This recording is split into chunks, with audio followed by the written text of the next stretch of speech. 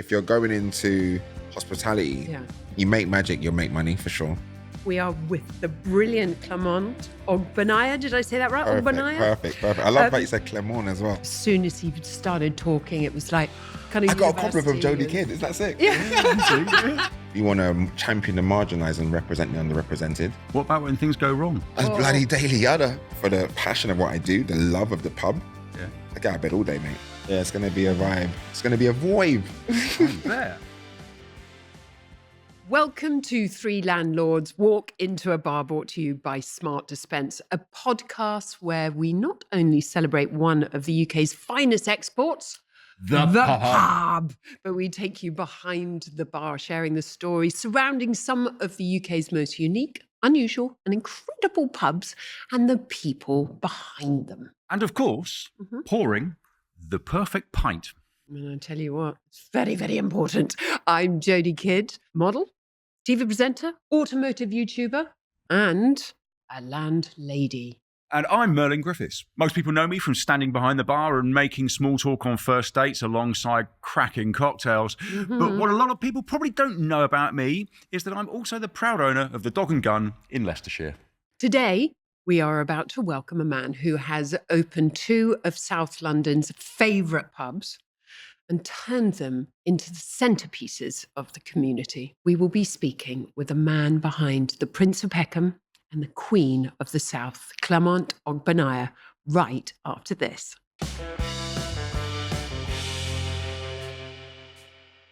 Oh, it's an absolute pleasure. We are, with a landlord royalty here.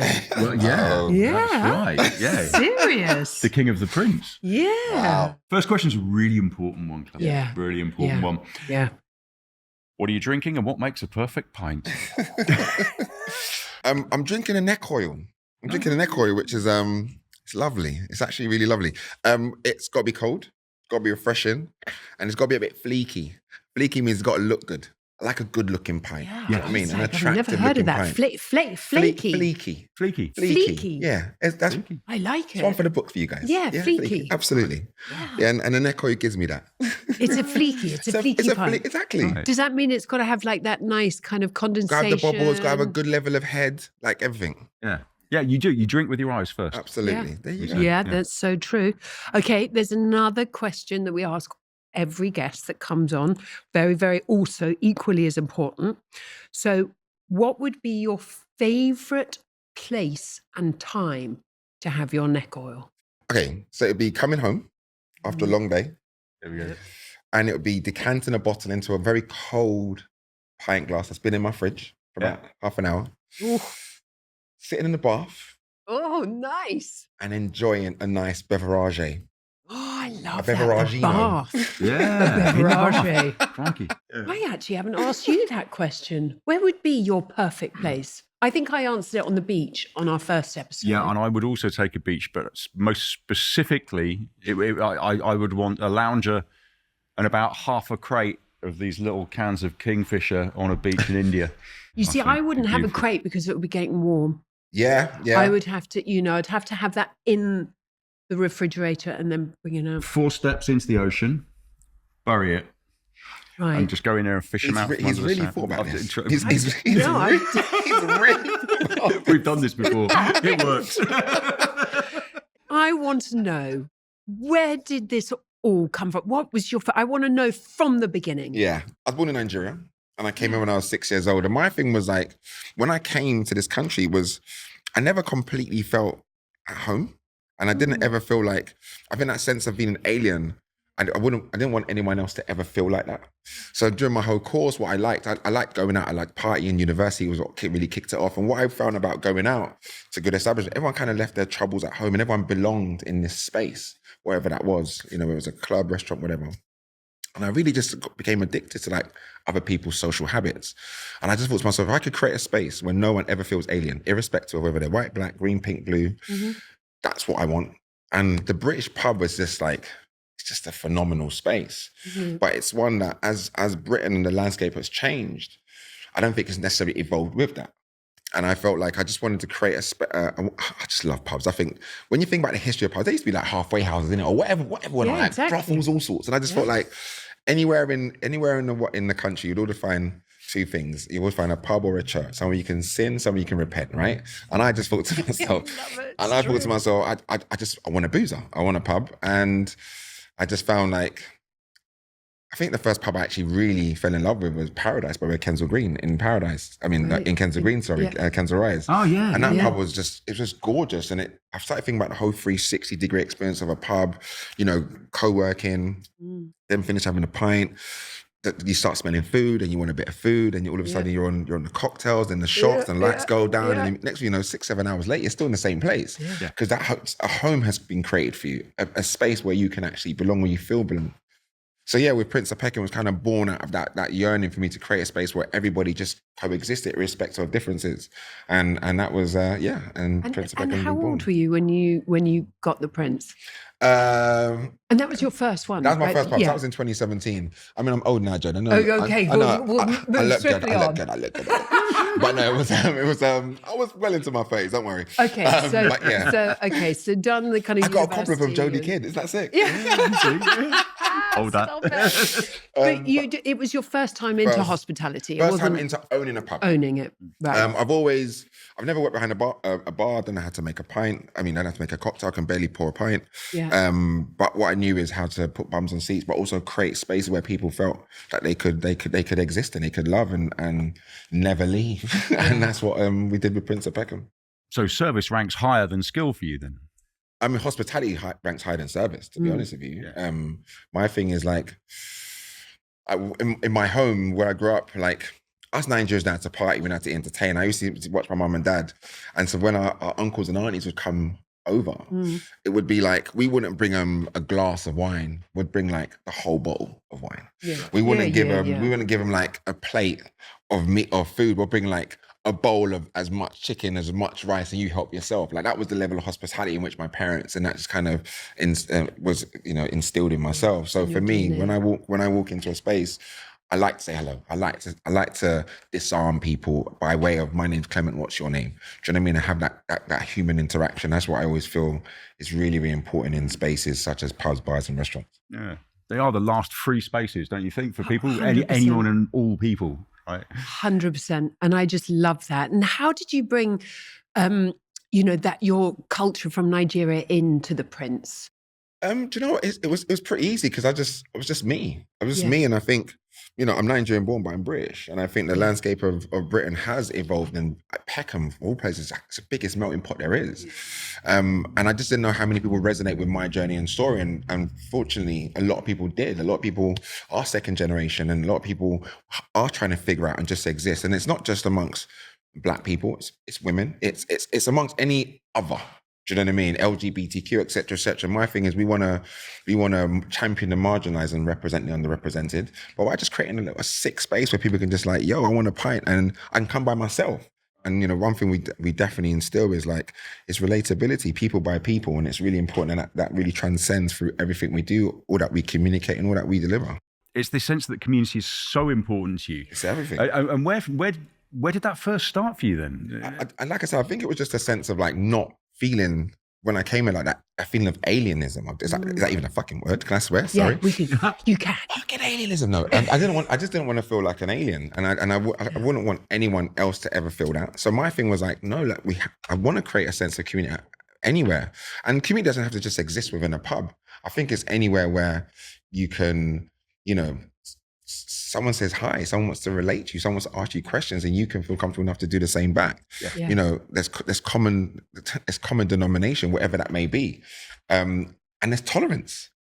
I think tolerance is something that just lacks in this society really in general. Like, one thing we did ban, for instance, we didn't allow people to talk about COVID, about whether you vaccinate or non-vaccinate, because it's irrelevant. It's so divisive. No, but it does. It kind of splits people. It was so divisive, and our pub is the antithesis of that. Like, no, you're not coming here to divide anyone. You're going to come here and you're going to enjoy, and you're going to be, and we're all. I love that. Yeah, and that's how did you scold people when you kind of said, right, table 4, talking about Boris Johnson? As the landlord, there's no messing with me. You know that look you give your I've got a 7-year-old. That look I give my 7-year-old. Yeah.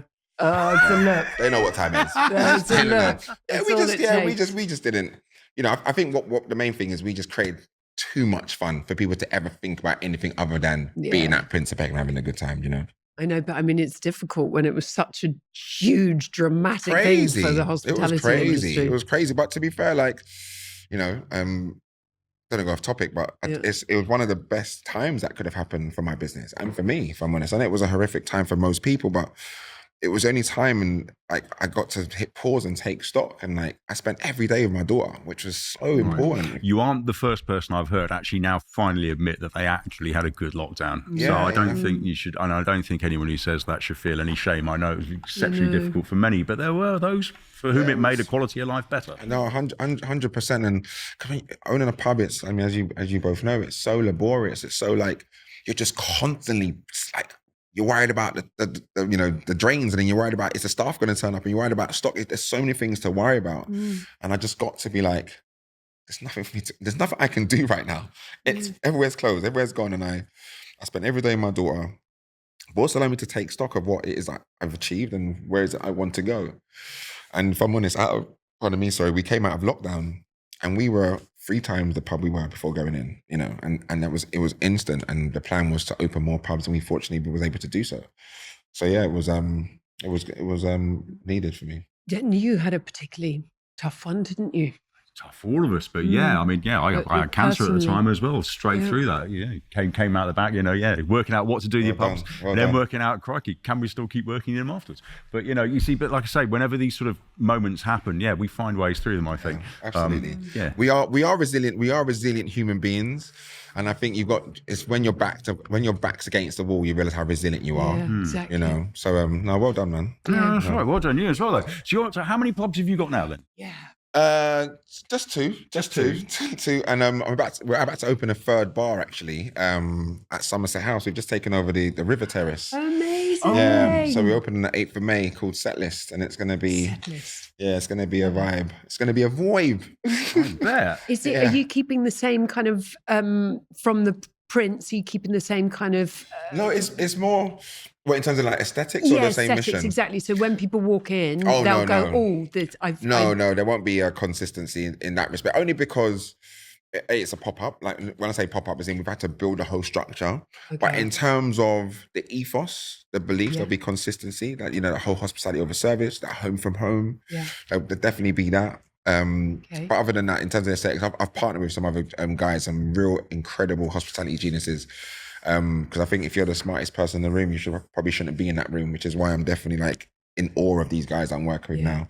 So we'll be opening the first space, and probably have 1 or 2 more pubs in the next couple of years, but I think that'll be maybe one in the sticks. How about that? Coming to the country. I'm not gonna lie, that would be a dream. A dream for me to just chill. Okay. See trees every morning out the window. I'm gonna get looking. Well, I mean, it's really sad, actually, that we're at a point where we're actually, the beginning of 2025, we're losing 3 pubs a day. Yes, worrying. And so it's a terrible, terrible time, but it's a time where you might be able to pick up one. I was going to say, Clement's here to fix that. Yeah. Exactly. Right, I'm going to get my... Yeah, do you know, and also when you're such a new, fresh operator, the pubs you have access to are probably pubs that nobody wants. So I'm kind of having to like pick off. Yeah. Pubs like, for instance, what was the Clayton Arms is now Prince of Peckham. That lay abandoned for ages. Can I stop you? Hold on. Yeah, because this has been running through my mind, right? Yeah. So this is why I was a little distracted earlier. Prince of Peckham, that's not its original name, is it? None of the pubs I have are their original name. Whoa. No, this is right. This is a whole thing. I thought it was like a ship. You can't change names. Yeah, this is, no. And trust me, my first 2, I wanted to change the names when we were in business planning. And when it came to the reality of it and you'd spoken to the locals, not on your life could you change the name. I didn't even think it was a thing, and I'll tell you why, because obviously the Westbury, we changed it to Love and Liquor. Yeah. I just didn't think it was a thing. But also, I think most importantly, I wanted to put distance between what we're about to do and what has come before, to be real with you. I mean, it makes sense. Yeah, so when we... Yeah.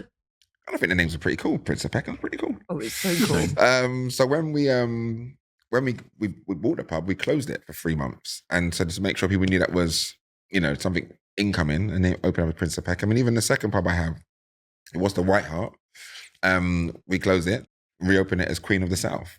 And it's the whole regality. Like we're all royals, regardless of where we're from, regardless of who we are. I would have loved, like in the 16th century, most pubs are this old in the UK, and someone going, "I'm going to name this the Prince of Peckham in the 16th century." Can you imagine? That'd be like, what? Absolutely, with a champagne glass smashing against the wall. Yeah, exactly.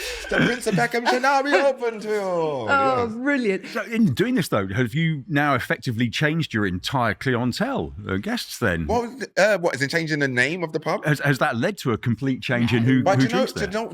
It's actually interesting because when we were going through the refurbishment of Prince of Peckham, we had a lot of the locals come in. And it was like, it's fine because we've still got the Irish flag on the floor because I think it's very much like, outside they paint the Irish flags, I think it's very much part of the DNA of the pub. I'm not going to, there's only so many things you can change. And they would come in and they were like, "Oh, well, clear glasses for you. All we want is make sure we get our 3 pints or we get our corner in, you know." And it was all fine. when we opened the doors, they actually thought that was the vibe. Like, they'll collect glass, I'll give them free drinks. And that's not what happens. So there's only one local we had from the previous that still he comes every day. His name's Kev. Love Kev. Hi, Kev. Love Kev. He's absolutely, like, we do his birthdays at Prince of Peckham every year. He brings his son. Like, he's just the most wonderful man. And he's one of the oldest probably clients from Clayton Arms, and he still comes. And my thing was, it was never a change. It was never, you can't come in because you came before. It was, now it's open to all. And it's either you want to exist with everyone or you don't. And I'm just not a believer of like pubs that only cater to one type of person. Do you know what I mean? I'm just not really about that. And I want to go back to, you said you were doing some big refurbs and everything when you first got the Prince. What's your food like there? So this is actually, so I saw these two guys. And I saw these two guys in East London, 2 white guys in East London, and they were jerking chicken. But the chicken, banging. Oh, really? When I say banging, I'm talking 10 out of 10, right? I remember just approaching them and asking them, like, what's your name? They said, "White Men Can't Jerk." Oh, I love it. And I love the film White Men Can't Jump, right? I think it's hilarious. I thought it was an incredible play on words. Brilliant. So I kind of stalked them for a little bit. Did you? Yeah, and I remember when I bought the pub in Peckham and I said, "Look, guys, I want you to come and take over the kitchen." Wow. They thought I was nuts. They were like, no, you know. And also they didn't want to encroach on, like, they thought, "Oh, culturally, would it be right if, white guys jerking chicken?" I said to them, "Listen, you do what you lot do best. I'll worry about the rest. Don't worry about that." They came in and they've taken over our kitchen, and it's been, so you got a black guy that owns the pub, you got white men jerking chicken. And it's like, if you talk about the juxtaposition or turning things on its head, that's exactly what it's about. With a big Irish flag on the floor. Absolutely. And Kev at the bar. Kev at the bar, exactly. What a melting pot. And it was, and their food is just phenomenal. And it's just screamed out to the fact that Britain's changing, Britain's evolving, and we're all we're all adapting to different people's differences, and we're all just trying to exist. And they're still there now? They're still there till they 8 years in now. 8 years they've been there. Yeah. So effectively, your kitchens are leased though in your pub. So at the end of the day, you've rented your kitchens. Absolutely. That's a good idea. And also because I would love to. I went to Knaves of Clubs. It's a pub, in Shoreditch, and it's owned by one of my business partners, James Dye. Phenomenal. Like, the food is phenomenal, and he does it all in house. And I would love to be able to have that level of like knowledge and how to run a kitchen and deliver food. It's but I just don't. And my thing is, you focus on your strengths, you outsource your weaknesses. And if you can allow yourself to give a platform to other kitchens, while at the same time earning money from them, then and they make money, it makes sense. It's a great idea. I know we do everything kind of in-house. What's your sort of like culinary inspiration? Is there any particular type It's kind of quite so we're 2 rosettes, so we're quite gastro-y. Very seasonal. 2 rosettes? Yeah. Look at you. No, seriously. I mean, well, Get the dirt off your shoulder again. myself. I'm there, I'm a dab hand. But no, so we're very seasonal. But it's pretty hardcore, especially when I got the pub, we went straight into Brexit. So actually finding members of team members and, people to work was very, very, very difficult. And, especially when we're so rural. So, trying to find, brilliant chefs is to keep on that level is really tough. I can imagine. Yeah. And chefs they're an anomaly. Yeah. I mean, they really are. They're an anomaly / annoying, but they're an anomaly. There's the thing. What about you? What about yourself? Well, you see, and we figured if we weren't going to go for that sort of pinnacle level stuff, Yeah. I think the biggest problem that a lot of pubs face food-wise is that you're expected to constantly be doing lots of things people need. So you have to do a steak, you have to do a burger, but then also you have to do a curry. You might have to do some nachos as well. You probably need to do some wings as well. You see what I mean? Yeah. And now I need to do special nights around it. Oh no, but first Sunday of the month should be a Spanish day, and the last Friday of the month should be an Italian day. And, there's this sort of onus on pubs to sort of serve a bit of everything. Yeah. And it makes it really difficult. So we went wet only, and we have, similar to yourself, we don't rent the kitchen, but we have food trucks pulling up. Sick. Right? Such a And good that idea. gives you, that provides the variety for customers, I think.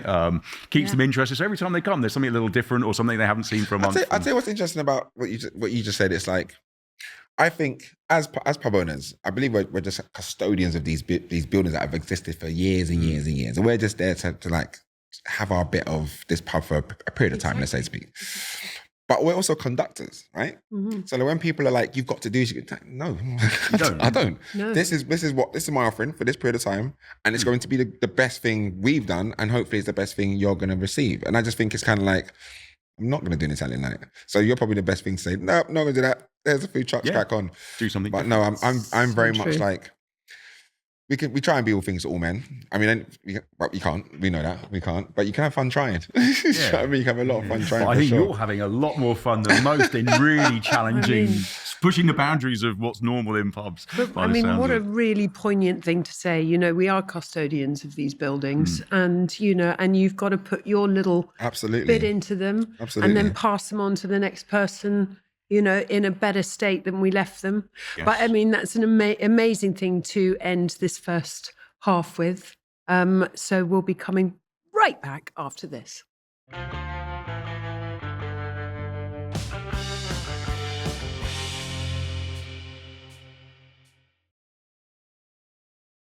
So welcome back to Three Landlords Walk into a Bar. We are with the brilliant Clement Ogbenaya. Did I say that right? Ogbenaya? Perfect. I love that you said Clermont as well. Clement. Oh, No, yes. no.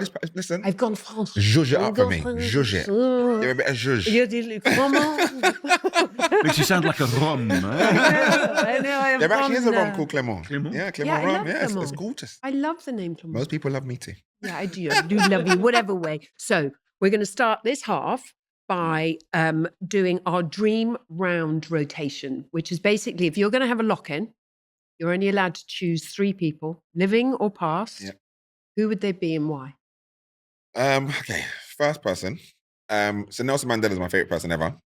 Hero. And it's just someone be incarcerated for 27 years and come out and never speak ill of his captors. And that's just like the epitome of tolerance. That's the just got epitome goosebumps. of progress. And that's like, he's my guy. I met him once. No way. Yeah, I did. I was doing a golf tournament in South Africa, and he came. We were raising money for the Nelson Mandela Foundation, and he came, and it was just, I mean, you could have just heard a pin drop as soon as he started talking. It was like, I mean, just literally goosebumps. Yeah, I'm actually getting a bit bad Yeah. as well. No, I mean, it makes me teary. Yeah. Good choice. Nelson Mandela, definitely my Yeah. first. And then my dad would be someone.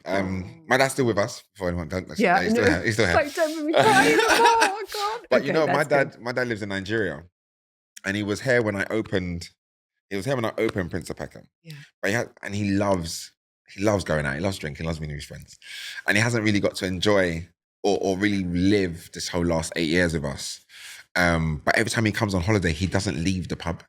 He's there for a week every day, and he's inviting his friends. So I would love to like have him just with me, enjoying Prince of Peckham, enjoying what we've done, enjoying a pub, a pint like with him. I think my dad's a very sick guy. Oh, And who would be the third person? I don't know. There's quite a few, but if I'm the eeny, meeny, miny, mucker. Oh, no.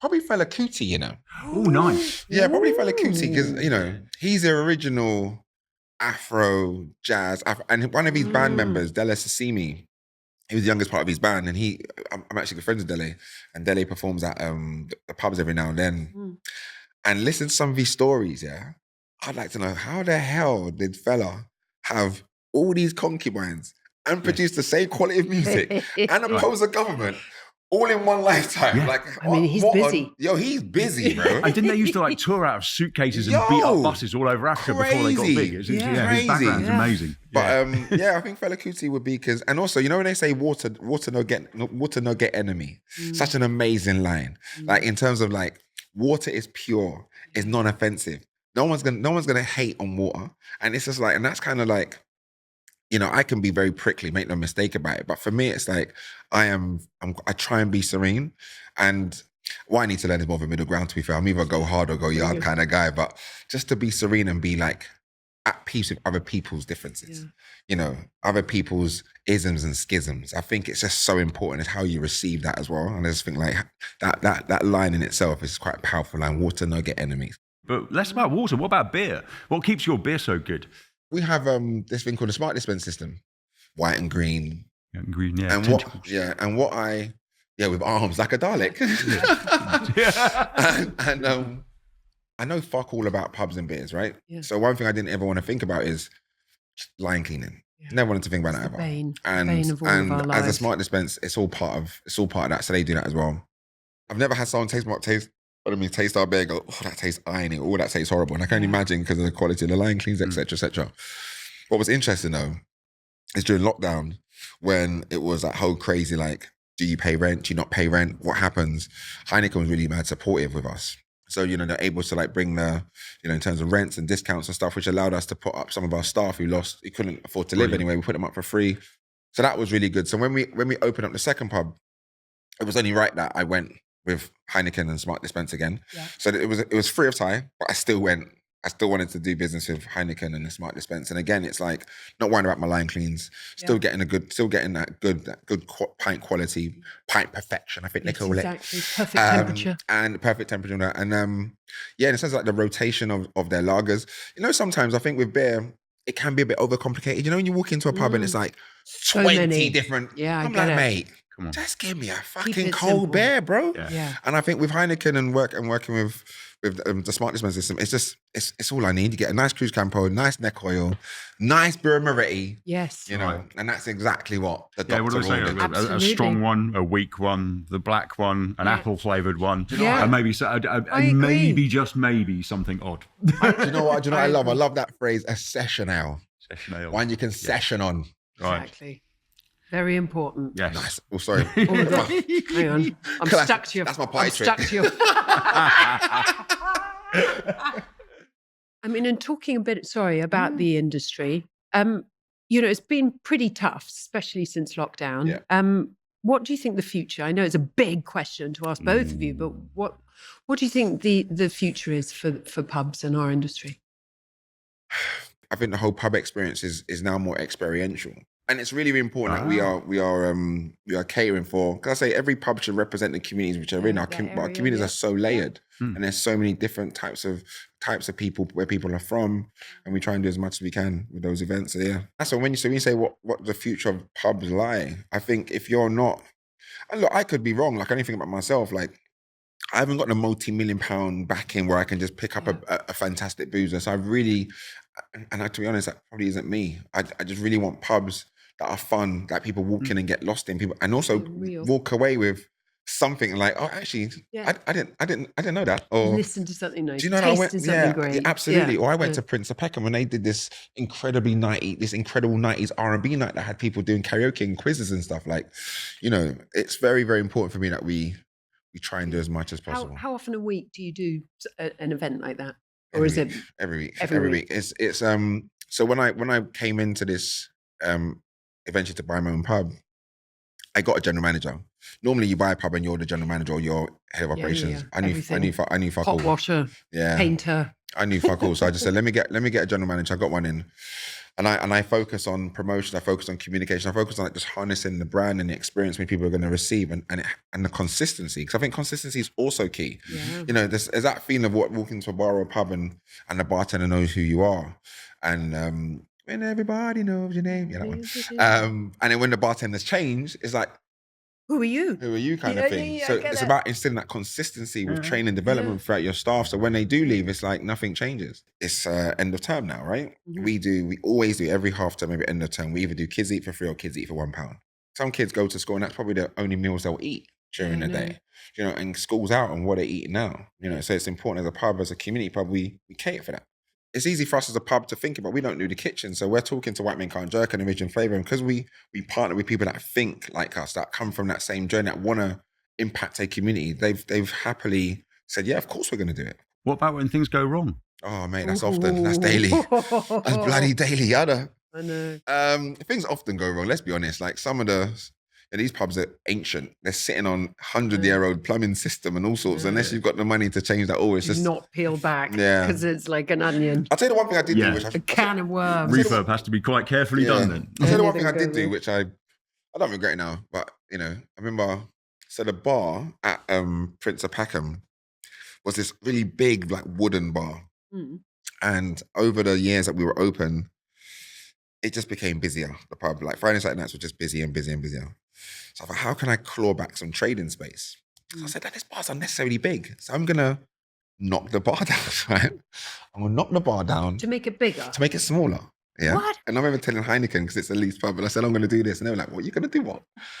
Like, they were like, the last thing we ever do is move a bar. And I'm like, we're going to move this bar. Yeah.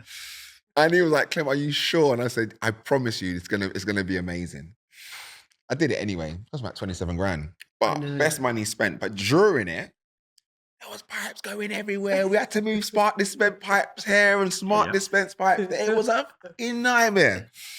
I lost a few pounds for sure. And a few pounds. And a few pounds, yeah. But in terms of when things go wrong, I think now 8 years later, it's I'm just learning to just pause a little bit, because I really care. I really care about the business, and I really care about what we do and what we represent. When you start a pub or start a business, you think, I'm going to have a pub, I'm going to make money, I'm going to do all this sort of lovely stuff. And I say to people, if you're in hospitality just to make money, there's easier ways. If you're going into hospitality, the passion's got to be for people. The passion's got to be for people, and you make magic, you'll make money for sure. I mean, the margins are so tight anyway. I mean, we're taxed up the wazoo, really. That you've got to love it. Yeah, you really 100%. have got to love it. And there are massive rewards at the end. Like, Prince of Peckham has done like so much better than we ever planned it to do, which allowed us to buy a second pub, which has allowed me to move and make investments that were going to power the Village People Pub Group. So it's really, really important. Yeah, and that's an important point to touch on as well, I suppose. I mean, we're single venue operators, right? And I don't think I've had to, and I don't think I'd ever want to again. But many people do, right? You are the brain to the pinky here, wanting to conquer the world. What advice would you give to somebody looking to expand their operations from 1 to 2 to 3 to 4? Put ego aside, for sure. I think as much as I believe the message of Prince of Peckham should just exist in the world, period. I think Prince of Peckham is that small slice of the world I would like to exist in, where tolerance and love and exchange is just a natural thing. Do you know what I mean? But I think going from 1 to 2, was I necessarily ready at the time? 100% not, actually. I'll say that gladly. And it was definitely like, I've done it before, I can do it again. So put ego aside for sure. And just take time.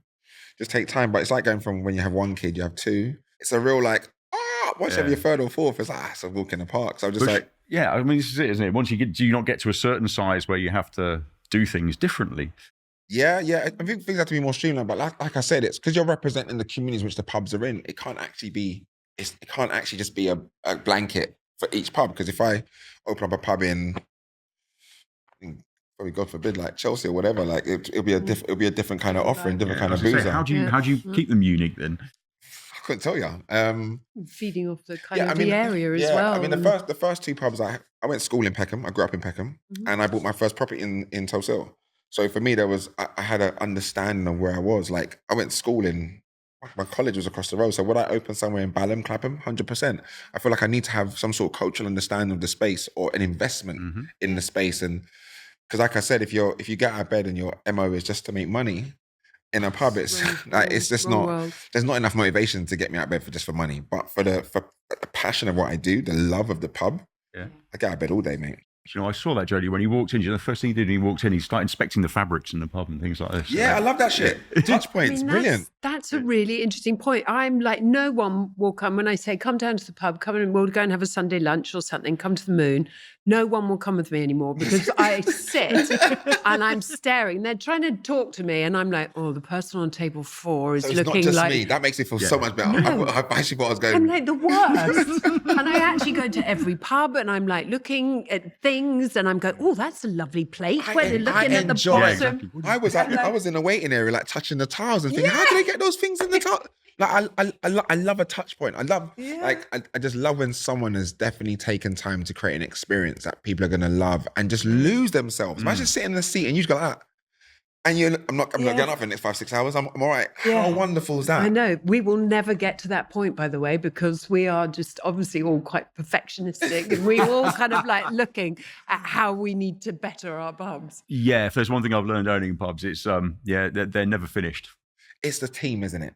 The sum is greater than the parts, and I think the team is the most important. And to have like a team that can constantly train and develop and evolve, and will carry your message, carry your mantra. And I think that's really the real challenge.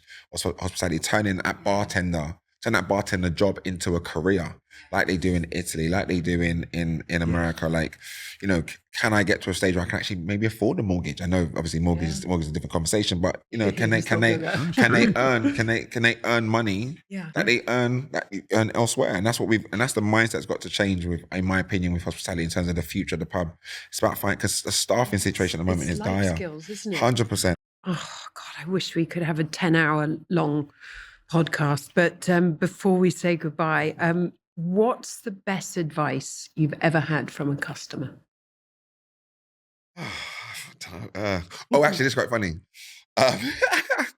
So when I opened up the pub, I didn't have locks in my hair. I didn't have locks. And I was just spouting out, you know, 2017, I didn't have locks in my hair. And I think about maybe a couple of years ago, and I said, I think I'm cutting my locks. And the customer said, don't do that. You're not good looking without it. Okay, then I'll keep my Drop locks the on, mic. right? Done. So that was quite Keep funny. the So Clem, keep your locks. But yeah, that was funny. But yeah, that's probably the memorable one I remember. You are amazing. Thank you very much. You really are. Thank you so much for the most incredible, I mean, just beautiful way of talking about our industry and what you've created. And long may it last. Oh, thank you very much. I appreciate you. And yeah, Appreciate you both. All I have to say is Cheers. chin chin. Thank you guys. Thank you so Indeed. much for Appreciate it. coming. Thank you. Chin chin. Chin chin. I think I'm slightly in love. Yeah, I could see you besotted with Clement. He's good though. He's good. But everything he said, he's just talks from the heart, you know. And I think I just want to be around him. And I think people and that's what he's created. Where are we going after work today? Straight to the Prince. Prince of Peckham. 100%. I mean, honestly, what a wonderful man. And he just spoke, you know, beautifully and put things so well about our industry and what he's done and how he's just, happiness personified. Totally in love. I'm totally in love. Don't tell my fiance. Anyway, thank you guys for listening to the podcast. And do make sure that you follow us on your podcast app or on YouTube. And if you want to drop us a nice comment or a review as well, then you'll always be welcome at this pub. Absolutely. We'll be back very soon speaking to more of the movers and shakers in the UK pub scene. And we'll see you then. Chin chin. Cheers.